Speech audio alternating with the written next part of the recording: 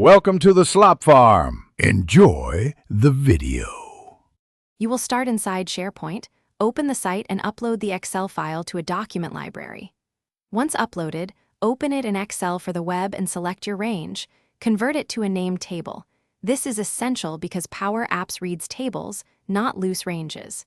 Make sure columns use consistent data types and remove merged cells or external references so connectors don't fail. Once done, you're ready to configure permissions and create the connector in Power Apps to reference that table directly. Now, inside Power App Studio, go to Data and add a new connection using the SharePoint connector. Sign in with the same account that has library access. Next, point the connector to the specific SharePoint site and select the document library that holds the file. Choose the Excel file and then the named table you created. Add it as a data source and rename it for clarity. This step maps the table into your app so your screens and controls can bind to live rows. Finally, bind your gallery or form controls to the Excel table you added.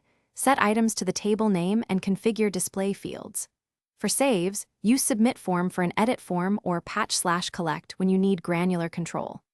Make sure to handle delegation limits. Excel via SharePoint has row and function restrictions, so filter server-side where possible. If something breaks, verify SharePoint permissions, confirm the table name hasn't changed, and re-authenticate.